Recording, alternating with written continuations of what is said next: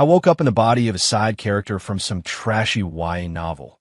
The rich, pathetic simp. So when a male lead threw the black Amex card the Villainess had given him onto the hallway floor, my muscle memory from 20-plus years of being dirt poor kicked in. I instinctively snatched it, wiped it clean on my sleeve, and tucked it into my pocket. The crowd of students stared. The Villainess herself looked at me, bewildered. Did your family go bankrupt? I clutched the card in my pocket, feeling the comforting presence of a dozen other platinum and black cards in my wallet. I found myself nodding, then shaking my head. My family didn't, but I did. The Villainess just blinked. And just like that, I went from being the female lead's designated simp to the Villainesses. The first day of senior year at Northwood Preparatory Academy was already chaos. 9 times out of 10, that meant it had something to do with the main characters and the designated rich bitch Villainess. I pushed my way through the crowd in the main hall. Yep, called it. Tiffany, take your dirty money back. I don't need your charity. Leo Peterson, the brooding scholarship kid, slammed the sleek black credit card onto the polished floor with theatrical disgust. At his side, his childhood sweetheart and our story's heroine, Jasmine Ray, chimed in. Exactly. You can't just buy people, Tiffany. Our dignity isn't for sale. Tiffany Shun, the so-called Villainess, was cornered, her face flushed crimson. Her mouth opened and closed, but no words came out. Tears welled up in her eyes. Holy crap. My eyes practically turned green when I saw that card. Tiffany was a legit heiress. A card from her had to have a credit limit in the 5, maybe even 6 figures. And this idiot just threw it on the ground. I dove into the circle, scooped up the card, gave it a respectful wipe with my uniform sleeve, and slipped it into my pocket. I need it. I totally need it. I'm broke. Please, Your Highness, bestow this gift upon this humble peasant. I declared. The onlookers, Tiffany, Leo, and Jasmine. Jasmine was glaring at me like she wanted to set me on fire with her mind. See, in the novel, both Leo and Jasmine were broke. Without Tiffany's unsolicited financial aid, they could barely afford lunch. They'd always put on this big show of rejecting her handouts, all proud and defiant, but would eventually, reluctantly, accept the money. And Tiffany, the poor, naive girl, would be thrilled that they finally took it. Well, not anymore. From now on, I'd be the one accepting the charity. These two ungrateful snakes could go pound sand. Tiffany's expression shifted from anger to confusion. Ethan, she said, her voice uncertain. When did you get so hard up for cash? Whoops. In my excitement over the free money, I'd forgotten that my character, Ethan Sawyer, was supposed to be just as loaded as she was. I pulled a random excuse out of thin air. Oh, my dad cut me off. Said I won't get my allowance back until my grades improve on the midterms. A flicker of understanding crossed Tiffany's face. The original Ethan's grades were notoriously abysmal. His dad was always on his case about it. Her expression softened with sympathy. She rummaged in her designer bag and pushed a box of expensive imported chocolates into my hands. Here, for you. I looked down. It was my favorite brand of Swiss chocolate, the kind I used to stare at in shop windows in my previous life, clutching my empty wallet. I hugged the box to my chest and announced with newfound fervor, Tiffany, from this day forward, I'm with you. 2 inches my past life, I was an orphan. The group home was always crowded, the resources always thin. I scraped by, just barely fed and clothed. I got through school on scholarships and financial aid, paying for everything else with an endless string of part-time jobs. After graduation, I landed a corporate job, but the pressure only got worse. It was the classic startup grind. 80-hour work weeks, sleeping at my desk. It's no wonder my heart gave out. A cliché ending for a corporate drone. Then, I woke up here. This world was a cheesy, old-school young adult romance novel. As a wage slave, I never had time to read that stuff, but my female coworkers chattered about it endlessly, so I knew the gist. Leo Peterson was the poor but handsome genius, the kid every parent wishes they had. Jasmine Ray, a name that just screams main character, was his childhood sweetheart, the woman who stood by him from poverty to startup founder glory. And Tiffany Shun was the rich girl obsessed with him, who fell for him at first sight and proceeded to stalk him relentlessly. As for me, Ethan Sawyer, I lived in the same gated community as Tiffany. But in the original story, I was Jasmine Ray's loyal simp. What a raw deal. It was bad enough being reborn as a simp, but my character's ending was tragic. Leo eventually develops kidney failure. And guess who's a perfect match? In a moment of weakness, manipulated by Jasmine's tearful pleas, Ethan actually donates his kidney. Jasmine called him her savior for life, but after the surgery, she never visited him once. Worse, once Leo recovered, he staged a hostile takeover of Ethan's family's company. Ethan, broke and with no money for post-op care, died destitute on the streets. Talk about getting screwed over. Of course, the Villainess's fate wasn't much better. After Leo's startup became successful, he systematically destroyed her family's company, driving her father to suicide. Her mother, unable to cope, overdosed on sleeping pills. Leo then sold Tiffany to a human trafficking ring, his justification being that she had always humiliated him with her money, and now it was his turn to pay her back. She eventually slit her wrists. Seriously, what kind of psycho author writes this garbage? How could those two possibly be the heroes? From what I'd seen today, Tiffany wasn't some evil villainess. She was just a naive, sheltered girl with a crush. She heard my flimsy excuse about being broke and immediately gave me her card and her expensive chocolate. Meanwhile, Leo and Jasmine, who couldn't even afford a decent meal, acted like they were royalty, bestowing a great honor by deigning to accept her money. Luckily, I just transferred to Northwood Prep. I hadn't had a single real interaction with Jasmine yet. From now on, I just avoid her. My new mission: save myself from becoming an involuntary organ donor and, while I'm at it, help Tiffany avoid her tragic fate. Let someone else suffer their humiliation. For now on, I'll take it. If I have to be a simp, I'd rather be Tiffany's. 3 all day, Tiffany was on edge. I knew why. She was worried Leo wouldn't have money for dinner.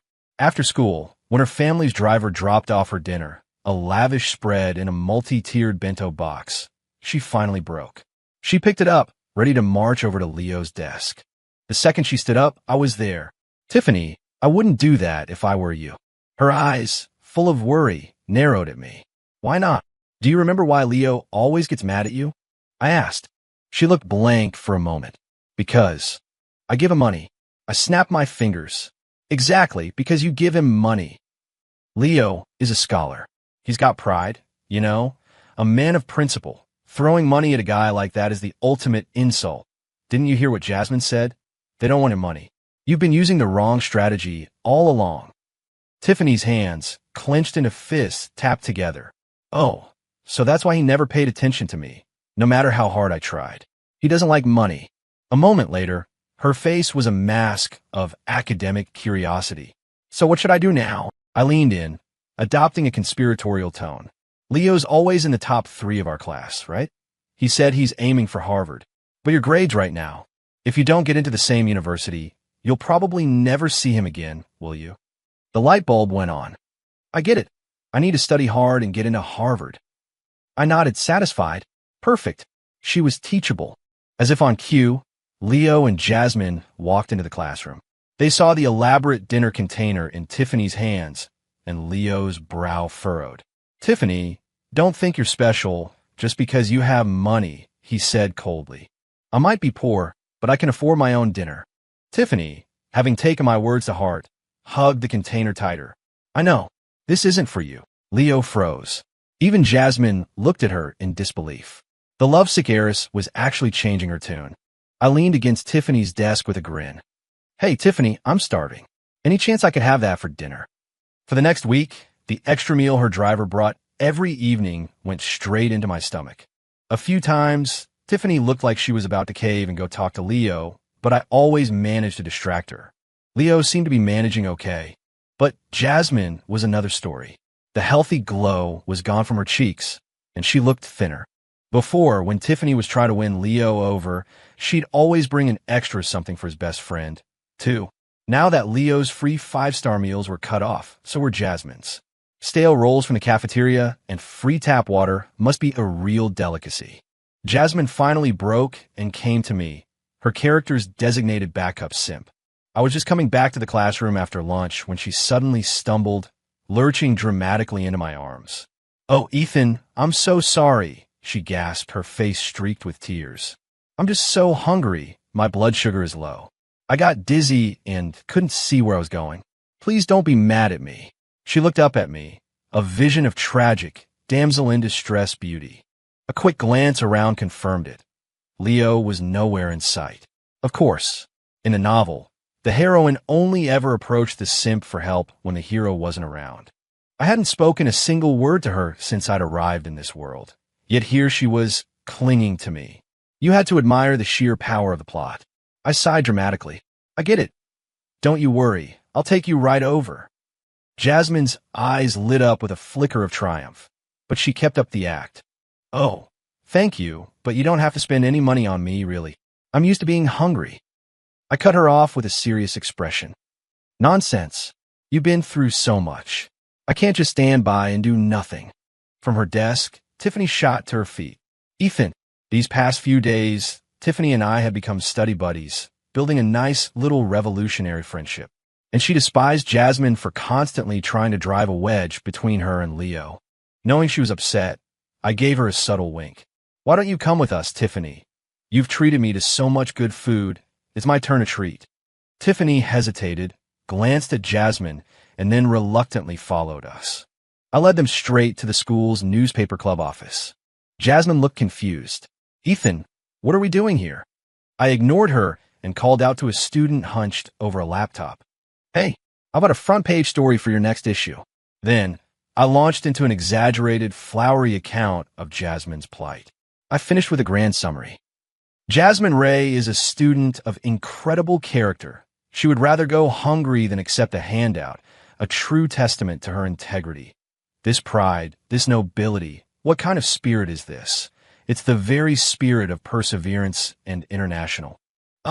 Moral fortitude that we, the students of today, are so sorely lacking.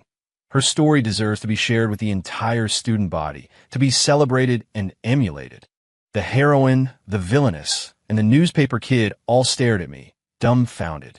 To be honest, I had no idea what I was saying either. But I confused and flattered Jasmine into a corner, and that was the goal. The newspaper kid was the first to snap out of it. He grabbed a pen and started scribbling furiously. Jasmine, this is amazing. Can I interview you? We'll feature your incredible story in the next edition of the Northwood Chronicle. Jasmine, caught between shock and delight, stammered, Of course, you can. With them thoroughly bamboozled, I grabbed Tiffany and beat a hasty retreat. Tiffany frowned. Ethan, I thought you didn't like her. Why did you help her? I put a finger to my lips mysteriously. Chill. Just wait for the show this afternoon. After the last bell, my family's driver arrived with a massive delivery of food. While most of the class was still packing up, I made a loud announcement. Hey everyone, my family sent over some food. If you want, stick around and have dinner with us. Awesome. Most of the students at Northwood were from ordinary middle-class families. The chance to get a free, delicious meal was a no-brainer. Jasmine's face lit up, and she eagerly approached the desk piled high with steak, chicken wings, and salads.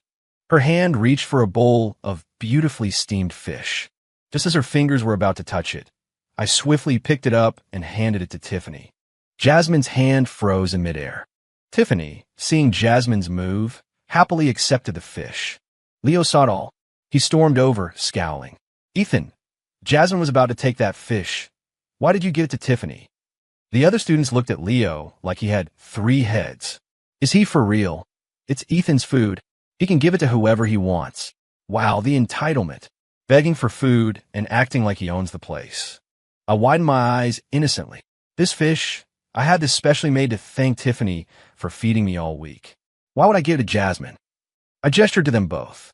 Besides, I didn't get enough for you too. Why are you even reaching for it? Leo and Jasmine's faces went scarlet. Jasmine looked like she was about to faint, a wilting white lotus in a hurricane. Seeing his damsel in distress, Leo rounded on Tiffany.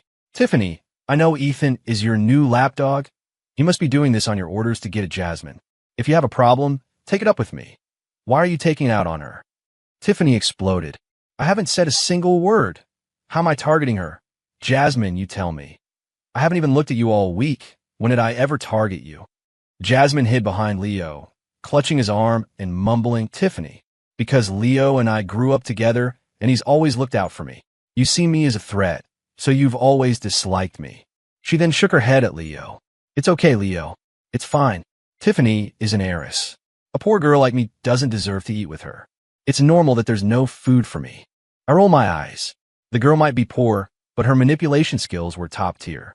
At least she had one marketable talent. Provoked by Jasmine's performance, Leo's anger flared. Tiffany, apologize to Jasmine right now. If you don't, I'm done with you. Forever. At his words, Tiffany's face went white, her eyes filled with hurt. I couldn't stand seeing the proud heiress bullied like this. I stepped in front of her. Leo, stop looking for excuses to blame Tiffany for everything. The reason I didn't get you any food was for your own good. Jasmine looked stunned. What? I proceeded to recount the entire scene at the school newspaper office that afternoon. Jasmine, you just gave an interview. The whole school is about to read about your unbreakable spirit and noble character. How you can't be bought or broken. How could I possibly insult you with something as trivial as food? Hearing this, Leo's expression softened, but Jasmine's face was a mess. She opened her mouth to speak, but knowing her pity me playbook, I cut her off. Jasmine, you are a beacon of integrity. You light the way for the rest of us. You wouldn't want to disappoint the teachers and all the students who look up to you, would you? Jasmine's face was a tragic mask. Yes, but I raised my voice again. Everyone, let's hear it. A round of applause for the incredible Jasmine Ray. The classroom erupted in applause. Drowned in the noise, Jasmine stood there, her mouth open, utterly speechless. Thanks to my little stunt, whenever Jasmine tried to subtly ask for things, Tiffany could just shut her down with my words. Every time Tiffany recounted a story of leaving Jasmine speechless, she would laugh with pure delight. She had suffered so much under Jasmine's manipulative tactics that finally getting a win felt like a major victory. She wanted to broadcast it to the world, but I managed to stop her. Some things are better left unsaid.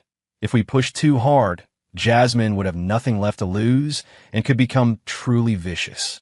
To thank me, Tiffany invited me out for the weekend. All expenses paid by her. Was this it? Was a wave of unimaginable wealth finally crashing down on me? She was the best. Seriously, I could cry. That weekend, we went to the new Grand Vista Mall. It was the kind of place where price tags looked like phone numbers. I watched in a state of low-grade panic as Tiffany tossed item after item at the sales associates. This one, and that one too. Wrap them all up.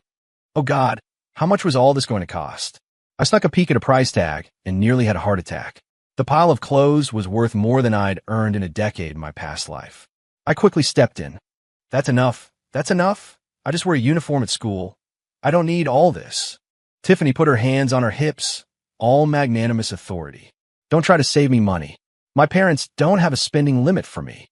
I tearfully accepted the gifts from my magnificent benefactor. From this day forward, if anyone dared to mess with her, I would be the first to charge in a battle. No questions asked. Unlike for girls, there wasn't an endless variety of jewelry and accessory for guys to buy. But Tiffany still managed to buy me a ton of stuff I considered completely useless. Brooches, cufflinks, tie clips. Compared to all that, what I really wanted was a Nintendo. That was my kind of happiness. Hearing me mutter about it, Tiffany asked, puzzled, "What's a Nintendo?" So I gave the heiress a crash course in video game consoles. She listened thoughtfully, then turned on her heel and marched me to the electronics store, where she bought the latest model of the Nintendo Switch and tossed it to me. It was the one thing I'd been dreaming of, but could never justify buying. If we weren't in public, I would have dropped to my knees and cowed out. My teary-eyed expression made Tiffany rub her arms uncomfortably. Your family's rich too, right? You have plenty of nice things. It's just a Switch. Do you have to be so dramatic? I looked up at the ceiling with a profound sadness. I'm still adjusting to the role. You don't just shake off 20-plus years of being poor. I had the body of a prince, but the soul of a pauper. Tiffany didn't understand what I was talking about. She glanced toward a bubble tea shop in the distance. I'm thirsty. Let's get some boba. You got it. The lady commands. The servant obeys. Even though I'd managed to derail the novel's main romance, the plot was a powerful force. Good news. The bubble tea shop was empty. Bad news. The two people who made my skin crawl were working there part-time. Leo was at least trying to look busy, but Jasmine was mostly just leaning against the counter, looking poetic and bored. Now that their primary source of income, Tiffany, was cut off, they'd actually had to get jobs. The moment Leo saw us, his face soured. Tiffany, I told you I wouldn't accept your money. Stop trying to give it to me. Tiffany was also surprised to see him working there. But after a second, she reflexively clutched her purse. I know. I'm not going to give you any money. You're doing great, she said, trying to be encouraging. Leo stared, speechless. Jasmine looked equally shocked. I chimed in with deep sincerity. Don't worry, man. From now on, I will bear the shame of being showered with money on your behalf. Leo. Before the hero could react, the heroine exploded. Tiffany, you've gone too far. Ethan is our classmate, not your servant. How dare you humiliate him with money? Don't think that just because your family has a few bucks you can insult the rest of us. That's not it. I would gladly be humiliated by Tiffany's money. But before I could explain, Jasmine's mouth went off like a machine gun. Ethan, after being your classmate for a few weeks, I know you're a kind, decent person. I won't stand by and watch her bully you. I know exactly what kind of person Tiffany is. She thinks she's better than everyone just because of who her parents are. She has no respect for anyone. As long as I'm here today, I will not let you become her servant. Tiffany sneered. I happen to enjoy having Ethan run errands for me. What's it to you? She didn't even bother to correct the misunderstanding, completely indifferent to what they thought. No wonder she was cast as the villainess. Leo's face darkened. Tiffany, watch your tone. Just because you're a rich girl doesn't mean you can insult people. I snapped. What the hell, dude? Are you selectively deaf? Did you not just hear what Jasmine said about Tiffany? So much for my gentlemanly persona. I was done with it. All three of them stared at me, stunned. I guess my quiet, bookish image from the past few weeks had been pretty convincing. Jasmine, of course, jumped in to play peacemaker. Everyone, please don't fight. I'm sure Tiffany is just used to being a princess. She has a short temper, but doesn't mean any harm. Please don't ruin your friendship because of me. I shot back without hesitation. Who's fighting over you? Stop being so full of yourself. You can roll a piece of crap in glitter, but it's still not gold. Jasmine's face went from white to red and back again, and tears started streaming down her cheeks. Leo immediately rushed to her side, gently wiping her tears, then glared at Tiffany with daggers in his eyes. Tiffany, Jasmine was just telling the truth. Did you have to order Ethan to insult her like that? I can't believe you're such a malicious person. You've really disappointed me. This guy's brain must be for decoration. I had literally just insulted Jasmine right in front of him, and he still managed to pin it on Tiffany. The guy was a master of blame shifting. I was about to unleash a string of curses that would make a sailor blush, but Tiffany beat me to it. She slapped him. Hard. Leo touched his swelling cheek in disbelief. You hit me? Tiffany stared at him, holding back her own tears.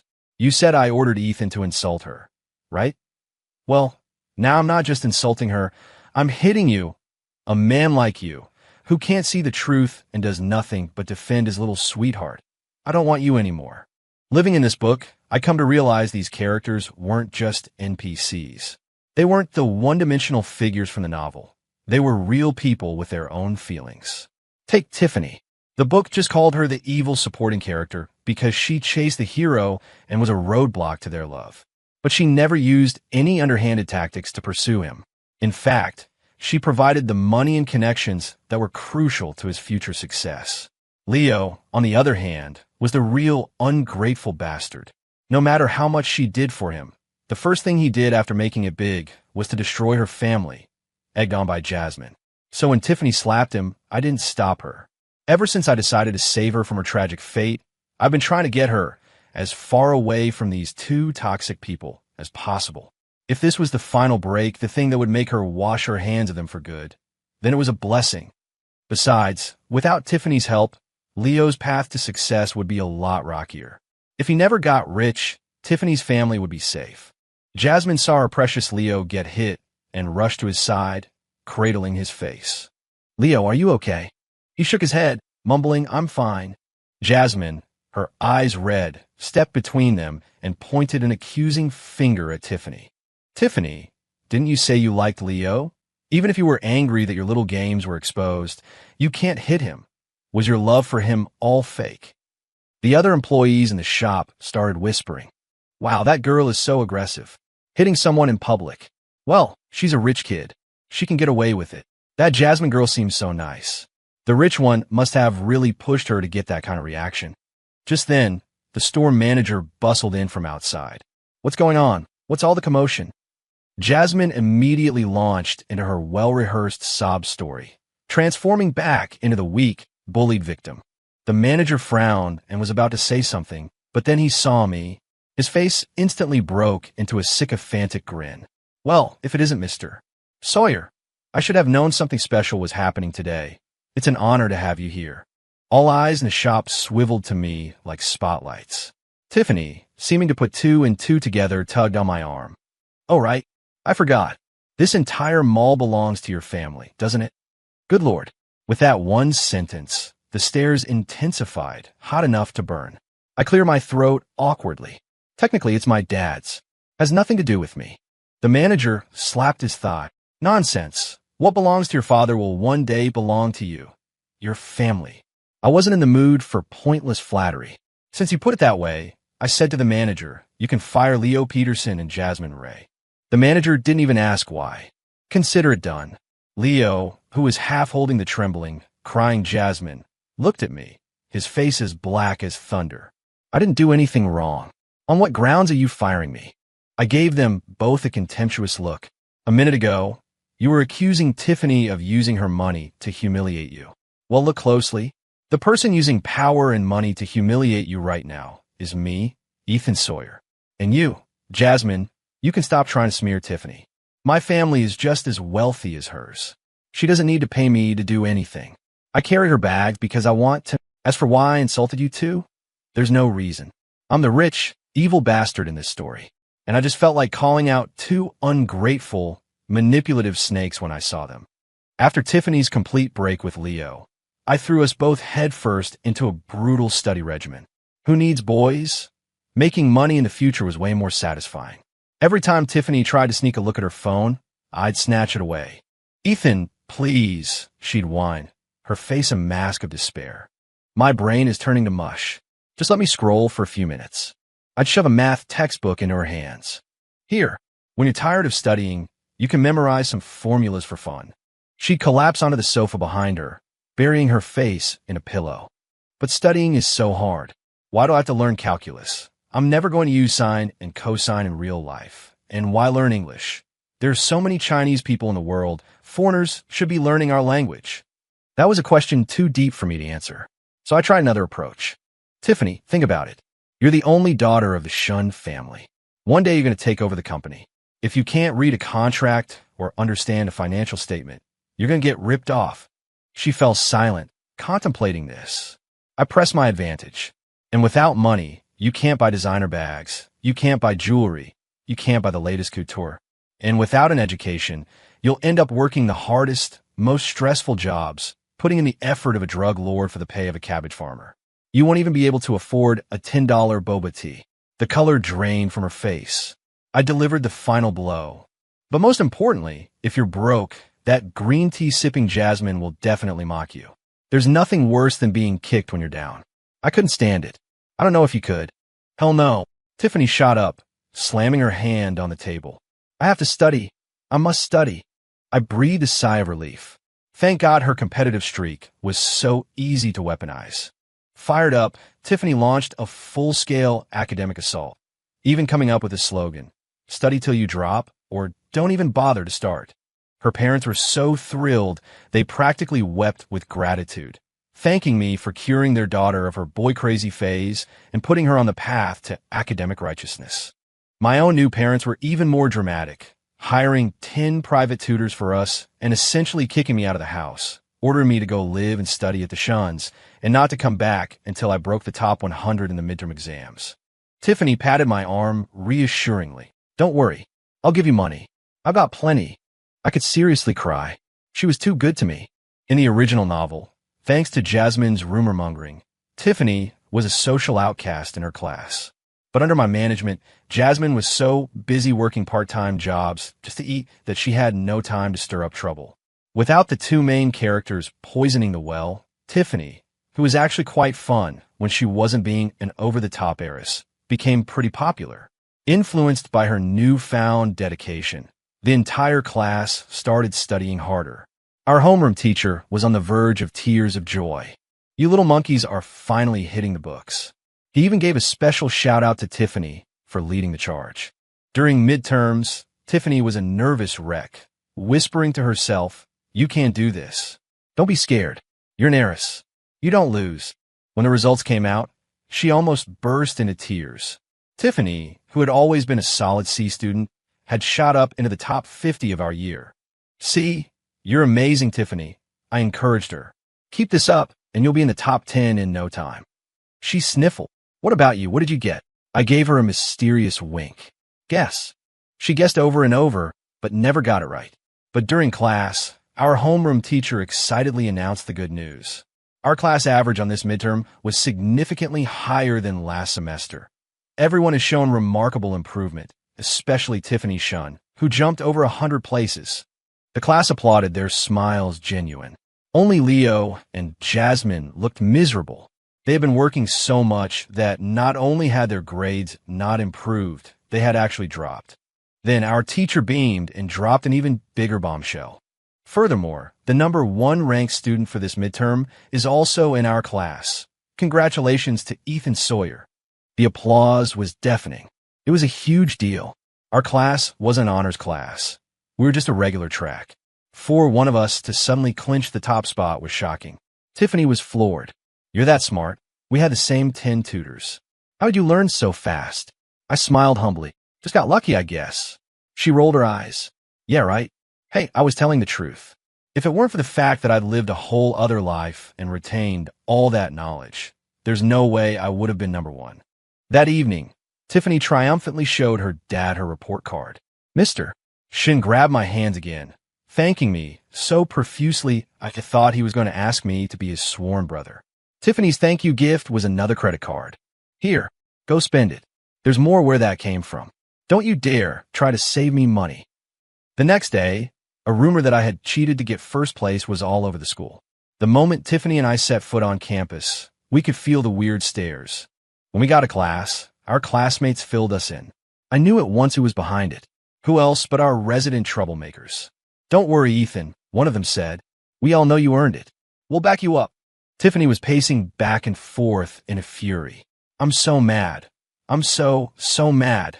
Which asshole can't stand to see you succeed and is spreading these lies? I know how late you study every single night." I grabbed her arm, amused. "Stop spinning. You're making me dizzy." She glared at me.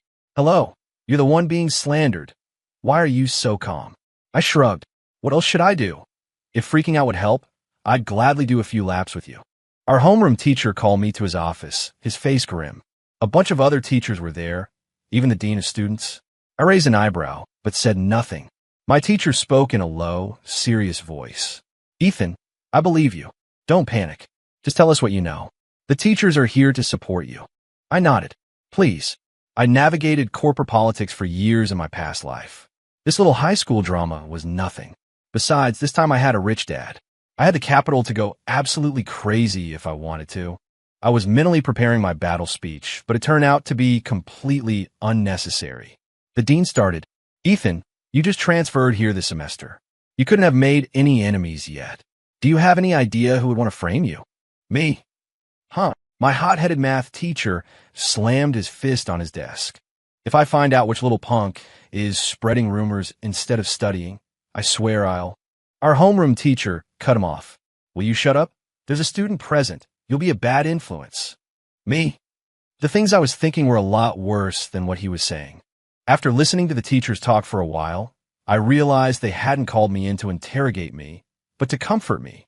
The other students in Ethan's exam room all have average scores. Who could he have copied from to get first place? And the idea that he copied from a book or his phone is even more ridiculous. We had proctors and security cameras everywhere. Whoever tried to use us as a weapon didn't even bother to come up with a believable lie. Utterly moronic. I'll bet it was someone who has a grudge against Ethan. They're just jealous and try to ruin his reputation. Don't worry, Ethan. The teachers will find the person who started this rumor and clear your name. I appreciated the teacher's concern, but I told them I would find the culprit myself. I called my dad, the man who was poor in every way except for money, and asked him to hire a private investigator. He exploded. "Those bastards, My idiot son finally gets his head on straight and aces his exams, and not even a day later someone tries to frame him. Do they think I'm just some decoration? My dad ranted for another minute, then, without even hanging up, buzzed his assistant. Cancel all my meetings today. I'm in a foul mood. Find me the best PI in the city. Money is no object. Me? Tiffany, who had been standing next to me listening to the whole thing, waved her hand magnanimously. The PI's fee, I'll cover it. With the power of money on our side, the source of a rumor was quickly identified. It was Jasmine Ray. My dad stormed into the school with a PI, a team of lawyers, and a whole entourage. Even Tiffany's dad showed up with his own crew. I looked at Tiffany, who just shook her head, as clueless as I was. Was this little high school issue really important enough to warrant the personal attention of two corporate titans? It wasn't until our father spoke that I nearly died of shock. My dad barked, "Get that girl who framed my son in here." "Mister," Shin commanded, "get that girl who framed my son-in-law in here." Me? Tiffany? Before either of us could process that, a sobbing Jasmine was brought into the office. Leo, of course, followed her. He lifted his chin and looked at our fathers with contempt. "I know you rich people look down on us, but that's no excuse to frame Jasmine for starting a rumor. Apologize to her now, and I might forgive you. Otherwise, I'll never speak to Tiffany again." "Mister," Shin shot a skeptical look at his daughter, as if to say, "This is the guy you were hung up on?" Tiffany shook her head frantically. Jasmine, in a soft, tear-soaked voice, pleaded, "Leo, it's okay. I know Tiffany and Ethan have always disliked me. They were probably just confused when they used this to frame me. Let's just drop it." "Mister." Shin looked her up and down and shook his head. Mediocre grades, a manipulative personality, and an air of desperation. No wonder my daughter can't stand you. Jasmine's face went pale, and she looked like she was about to faint. Leo was furious. "How dare you insult Jasmine? I'll call the cops right now and sue you for slander." My dad didn't even bother looking at him. "No need to trouble yourself. I already called them on my way here." Just then, two police officers walked in. The private investigator immediately put a video up on the large screen in the office. The video showed a grainy view of a back alley. Jasmine was leaning coquettishly against a guy in a worn-out band tee with greasy hair. "Dylan, I'm so mad. This guy in my class cheated his way to number 1. Oh yeah, what do you want to do about it? Can you help me? Spread the word for me." "Huh, and how are you going to thank me for that?" The guy grabbed Jasmine's chin, and her faces blurred together. You could hear the disgusting sound of kissing. Even though you could only see their backs, it was obvious what was happening. The teachers and students in the room were stunned. They couldn't believe that sweet, innocent Jasmine had this side to her. My dad handed a thumb drive with the video to one of the officers. "Officer, this young lady slandered my son, accusing him of cheating. The rumor has spread throughout the school. I'll leave this matter in your hands." Jasmine shook her head frantically, grabbing Leo's hand. "No, that's not me. It's not. I don't remember doing anything like that. I've been working so hard every day, I wouldn't have time for this." Leo was heartbroken. "Enough. You forged this video just to frame her. I see what's going on here. The school, the police, the Shun family has bought you all, haven't they?" "Me?" This hero was an idiot. Tiffany lunged forward to hit him again, but I held her back. "Mister." Shin glanced at him coolly and also addressed the police. "Officers, you heard him with your own ears. This young man is accusing the police department of corruption. You might as well take him with you." The moment she heard she might be going to the police station, Jasmine finally panicked. "Tiffany, please. Leo has to take his SATs. He wants to go to college. He can't have a record. Please say something. Tell the police not to take us." She stumbled, about to fall to her knees in front of Tiffany, but I blocked her. I scoffed. "Are you an idiot, Jasmine? I'm the one you slandered. My dad's PI is the one who found the evidence. And Leo is in trouble because he ran his mouth. Why are you begging Tiffany? You're not begging for Leo. You're just scared of getting in trouble yourself. So you're trying to use everyone's sympathy and Tiffany's old feelings for Leo to save your own skin." My words hit their mark. Jasmine's face was a horrifying shade of gray. Even Leo's face was as dark as the bottom of a pot. No matter how much Jasmine cried and pleaded, my dad and Mr. Shun were adamant. She and Leo were taken to the station. To celebrate my name being cleared, I Our two families had a huge celebratory dinner at a five-star hotel. Mr. Shin, a glass of whiskey in hand, slurred, "The nerve! Messing with my daughter? What a piece of trash." My dad clinked his glass against Mr. Shun's. "You said it. Messing with my daughter-in-law. I'll crush them." Once the initial excitement died down, I finally remembered that little detail. I pulled my mom aside. "Mom, what were Dad and Mr. Shin talking about?" My mom smiled and took Tiffany's hand. "A few days ago, your father and Mr. Shin decided that after you two graduate, you and Tiffany will get engaged." Me? I was horrified. Tiffany was only 18. Well, technically my soul was 25. My new mom tapped my forehead. "What's that look for, young man? Is my daughter not good enough for you?" My dad and Mr. Shin were both glaring at me. I swallowed hard and shot a desperate, pleading look at Tiffany. "Your Highness, don't just watch the show. Say something." Tiffany stared at me for a long moment, then turned her head away, her cheeks tinged with pink. You're passable, I guess. You're not an embarrassment to have as my fiancé." I nearly slammed my head on the table. "Are you serious? You were just in love with Leo. How could you switch me so fast?" Tiffany immediately shot back. "I was never in love with Leo." All eyes were on her. She continued, "I was mistaken, okay? I thought he was my knight in shining armor because he pulled me out of the way of a car once. I put him on a pedestal. But once I took off the rose-colored glasses, he was just some guy. And honestly, a lot of the things he did were pretty disgusting." She turned to me, her expression earnest. "You were the one who pulled me back when I was making a fool of myself, simping for him with no dignity. You told me studying was important. You helped me fight back against people who bullied me. If it's an engagement to you." Her gaze was sincere. "You're a responsible, dependable guy. If it's an engagement to you, I'm willing." A warmth spread through my chest, like a field of flowers blooming all at once. In my past life, in this one, Tiffany was the first person to ever be genuinely kind to me with no strings attached. And now she was telling me, with all seriousness, that she was willing to marry me. Any guy would be moved by that, right? I wasn't sure if this was what people called love, but Tiffany was a good person. Falling for her seemed like it would be the easiest thing in the world. So I decided I was willing to try. Even with the new fiancé title, my relationship with Tiffany didn't change much. When it came to studying, she listened to me. We were dead set on getting into the same top-tier university, aiming for the Ivy League. Tiffany's grades were still borderline, so we had to work hard. She knew what was at stake and stuck to the grueling study schedule I made for her, pushing through no matter how tired she was. In all other aspects of life, I was at her beck and call. When she was thirsty, I got her water.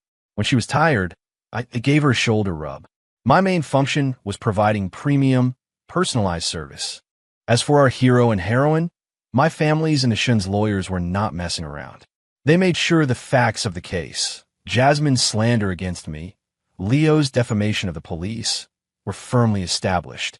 Both were forced to post public apologies on the school's student forum and their social media accounts. They also had to give a public apology during the all-school assembly on Monday morning. And they had to pay me for emotional damages. After that, they became infamous. Everywhere they went in school, they were met with pointing fingers and whispers. "Look, it's the idiots who slander the top student and the cops." Knowing they were unwelcome, they mostly just stayed in the classroom, rarely venturing out. But Leo still had the nerve to approach Tiffany, and he did it with an air of incredible arrogance. "Tiffany, if you help me pay my mother's medical bills, I will do you the honor of being your boyfriend." In the original story, Leo's mom had kidney failure and needed dialysis 3 times a week. Tiffany, the walking ATM, had been footing the bill, keeping her in a cushy VIP hospital room. Ever since Tiffany realized what a jerk Leo was, she'd cut off the funding. Apparently, his mother's condition was worsening, and with no other options, he'd come crawling back to his money supply. Tiffany looked at him as if he were an alien. "Are you insane? When did I ever say I wanted to date you?" Leo looked as if he were making a great sacrifice. "Your family has been pressuring me, trying to ruin me. I know it's all just a tactic to get my attention. Well, I'm telling you now, it worked." My lip twitched. I couldn't help myself. Trying to steal my girl right in front of me. "Get lost, you clown." Leo shot me an annoyed look. "I'm talking to Tiffany." What gives you the right to butt in? I shot to my feet. I'm talking to my future wife. What gives you the right to butt in? Leo froze, then looked at Tiffany in fury. What is he talking about? Tiffany didn't pull any punches. Are you deaf? Ethan and I are engaged. Don't you understand English? Impossible. You love me. Tiffany looked exhausted. My eyes were clouded with crap before. That's why I ever looked at you. Now that I can see clearly, why would I throw away a diamond for a bedpan? I chimed in exactly. Garbage belongs in the trash can. Go lock yourself away with your green tea girlfriend and stop polluting the air. Leo's pride couldn't take it. After spitting out a pathetic, "You'll regret this," he turned and fled. After he left, Tiffany was so disgusted she lost her appetite. Ugh, so gross. I must have been completely delusional. I comforted her. Don't worry. They won't have time to bother you for much longer. I was immediately proven wrong. On our way back to class, Jasmine blocked our path. She knelt before us, sobbing. Tiffany, I'm willing to give Leo to you. Just please, save his mother. She made it sound so tragic, as if Tiffany were some evil witch tearing two true lovers apart. Idiots really do travel in packs. I just looked up at the ceiling, completely done. Tiffany didn't even bother to respond. She rolled her eyes and pulled me around her. Jasmine scrambled to her feet, yelling after us. Tiffany, you're heartless. You're letting someone die. Leo will hate you forever for this. Tiffany stopped, turned around elegantly, and walked back to Jasmine. A triumphant smirk appeared on Jasmine's face. See? I knew you couldn't let him go. If you asked me nicely, I might consider. Tiffany reached into my pocket, pulled out a dime, and flicked it at Jasmine's face. Jasmine, caught completely off guard, just stood there, stunned, as the coin bounced off her cheek and clattered to the floor. Tiffany raised an eyebrow. I'm in a good mood today.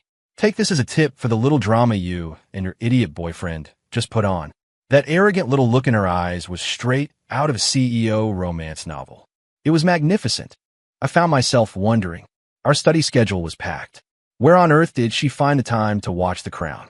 Jasmine shrieked curses at our retreating backs. I casually asked the student who was filming the whole thing to send me the video, then posted it on the school forum. Tiffany and Jasmine both went viral. Someone even made a meme out of the frame where Tiffany flicked the coin. Next to Jasmine's stunned face, they added the caption, "Thank you for the generous tip, Your Grace." I remembered from the novel that it was around this time that Tiffany introduced Leo to a powerful businessman who took him under his wing. This mentor was the one who taught Leo the ropes of the business world and helped him earn his first big score. Now that Tiffany had broken up with him, that mentor was out of the picture. But that didn't mean I couldn't be an introducer. After some careful consideration, I subtly steered Leo toward a part-time job at a gritty, 24-hour diner run by a guy named Sal. On the surface, Sal just flipped burgers. But in the back, he ran an illegal, high-stakes poker game. Just as I predicted, when Sal heard Leo's story, he sympathetically invited him into the back room to try his luck. At first, Leo won a few small hands. He paid off his mother's immediate medical bills, then got greedy and pulled the cash-strapped Jasmine into the game with him. They never won again. Soon, both of them were in deep, drowning in debt to Sal. As soon as I heard, I blocked both of their numbers on my phone and Tiffany's. I didn't want any of their bad luck splashing onto us. After that, they vanished. They stopped coming to school, and no one heard from them again. I heard a rumor about what Sal did to people who couldn't pay their debts. For the men, he'd sell their organs on the black market. For the women, he'd sell them to trafficking rings. I don't know if it was true, but it was a fitting, almost poetic end. The fate that was supposed to befall the Simp and the Villainess in the original novel had found its rightful owners. 6 months later, we took our final exams. After months of intense, nonstop studying, both Tiffany and I got into our top-choice Ivy League university. This time, I didn't need my parents to push me. I took Tiffany to a high-end jewelry store to pick up the custom-made ring I'd ordered weeks ago. Then I got down on one knee. "Tiffany Shun, will you marry me?" Surrounded by the applause of onlookers, Tiffany sniffled, nodding her head. "Yes, I will." Without the hero and heroine to mess things up, the psychic and the villainess were going to get their own happily ever after.